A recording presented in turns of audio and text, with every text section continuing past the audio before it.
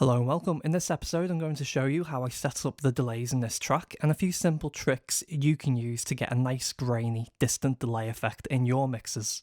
Let's start by taking a listen to what we've done to the uilleann pipes.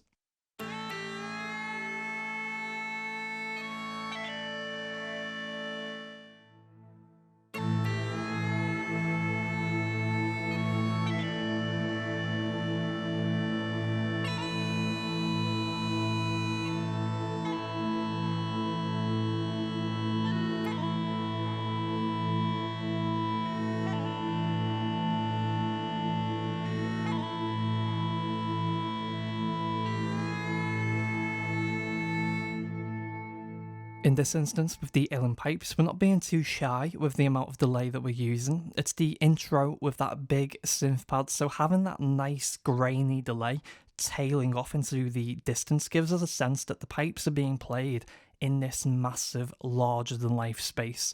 So it's just one way of adding even more interest to the start of the track. Let's go and see how we set it up. We have an instance of the repeater set up on our long delay send. We're utilising the double S preset along with the digital 42x2 delay model, which is a very clean type of delay. We're going to dirty it up ourselves later on, so this delay model will do. We're using a quarter length delay to get those nice long tails which disappear into the distance of the synth pad. And between the left and right delay signal, we're using a shorter feedback level on the left than we are on the right. So as the delay tails off, it will subtly start to move off to the right. On the high pass, we're at 40 Hz, letting through all of those lows. Now, leaving the lows in has the effect of making the delays sound even more distant, especially as we take away a load of the top end using the low pass on the repeater. Next thing to note is the spread setting, where we have chosen mode A. This spread selector is essentially using the Hass effect to create small delays between the left and right channels of repeater to create a stereo effect from what would have been a mono delay. So 0 means mono. A will add a short delay between the left and right channels, and B will add a larger delay between the left and right channels, which has the effect of making the sound wider. I only wanted a little bit of width, so mode A was good enough for me. We're not actually doing anything with the colour knob. We are synced to the session tempo, and finally we are utilising the analog button, which I believe makes it so that each repeated delay you lose more detail in the top end. So it's essentially simulating signal degradation as the sound has to be looped back around through the circuitry multiple times. Now, the first step to getting that nice grainy effect from your delays is adding saturation after the repeater.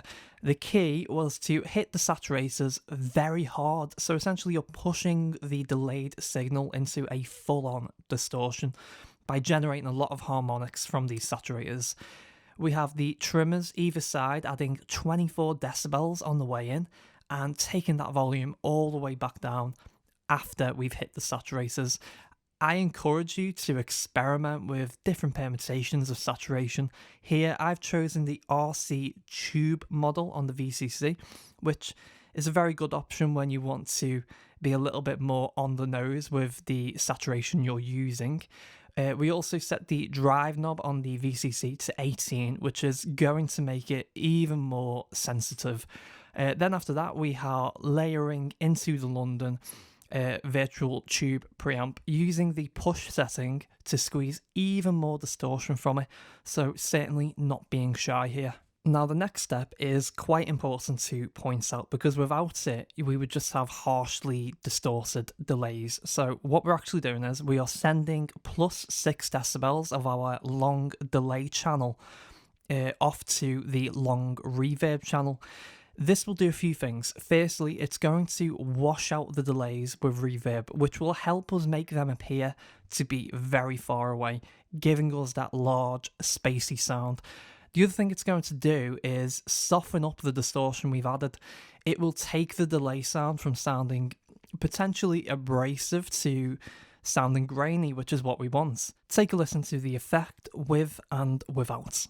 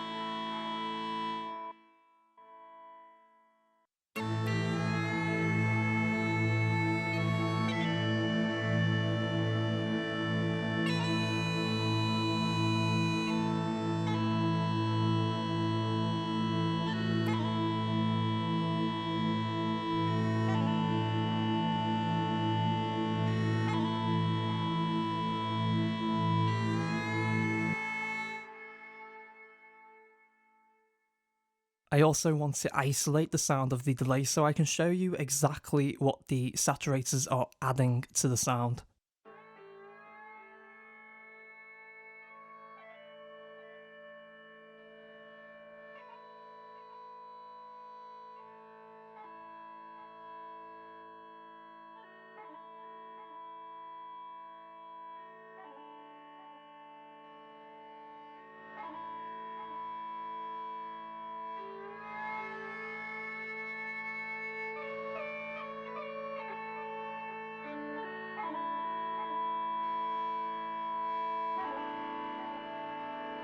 And once those delays are sent through the long reverb send, you get a beautiful grainy delay effect.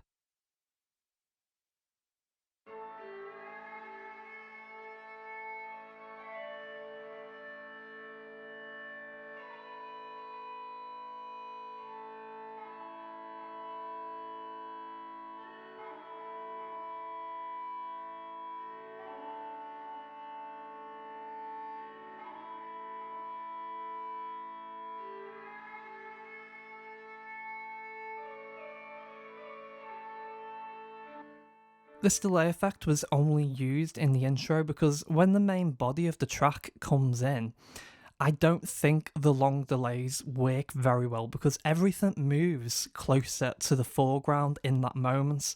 So the only other instrument that got to go through this really nice grainy delay effect was the pan whistle. So I'll finish up the episode by showing you what it sounds like on the pan whistle. Thanks for watching, I'll catch you next time.